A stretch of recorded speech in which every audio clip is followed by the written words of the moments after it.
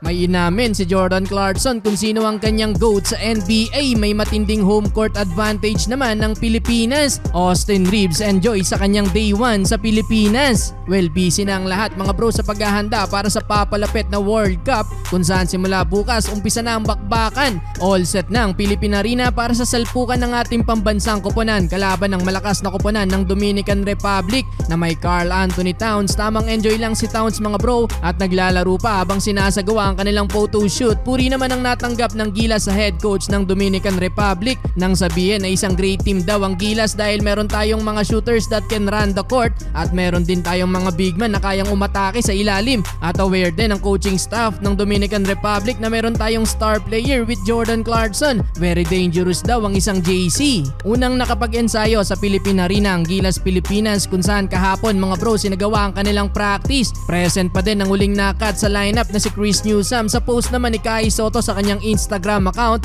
handa na ang 7-footer big man ng Gilas, ganun din para kay kabayan JC. Sa isang interview naman inamin ni Jordan Clarkson kung sino ang kanyang GOAT o greatest player of all time sa NBA mga bro, walang iba kundi si Kobe Bryant. Pinakita pa ni JC yung kanyang tattoo sa may binte, sinyalis na matindi talaga ang paghanga niya kay Black Mamba. Malaki daw kasi ang impluwensya na nakuha niya kay Kobe simula nung kanyang rookie year hanggang ngayon. Kaya naman para kay Clarkson si Kobe ang greatest player of all time. Nga pala ngayong araw din ang birthday ni Black Mamba. Sa kabilang banda nakapag-practice na din sa MOA Arena ang koponan ng United States kung saan nagpapainit na agad si Anthony Edwards matapos maipasok tong half-court shot. Si Edwards ang tumatayo ngayong best player ng Team USA lalo na nung binuwat niya ang koponan kontra Germany at nakuha pa nga ang 17-point comeback win na kahit si LeBron James sumanga sa ipinakita ni Ant-Man. Austin Reeves naman mga bro, enjoy daw ang unang araw niya sa Pilipinas. Same din ang sinabi ni Paolo Banchero at nabanggit pa ang kanyang pinsan na si Chris Banchero.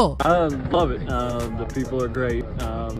Where we're staying is great. Everything is great. Just the interaction with everybody and the love that they have for basketball is special. It feels really good to be here. I never been here before. It's my first time.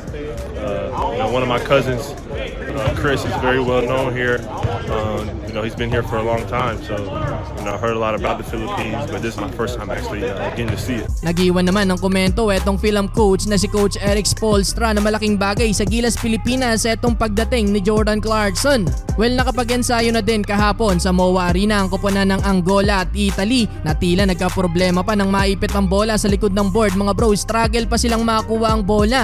Kuwela naman etong coach ng Italy at pilit pa din talagang hinahamon etong si pambansang kamao Manny Pacquiao. Big fan daw kasi siya ni Coach Manny at gustong gusto niyang ma-meet in person si Senator Pacquiao. Dagdag pa ng Italian coach, sumanga siya sa pagiging hospitality ng mga Pinoy pero hindi siya fan ng traffic sa Pilipinas. We already here 2 days and I love the atmosphere.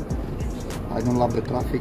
Well, may babala itong si Senator Ping Lacson mga bro para sa mga teams na wag dadaan sa EDSA kung ayaw nilang mauwi sa default ang laban. Kaya naman biro tuloy ng iba, isa yan sa home court advantage ng Pilipinas. Well, for sure naman ahead of time nasa venue na itong mga teams at hindi na makikipagsabayan pa sa mga fans na manonood sa arena.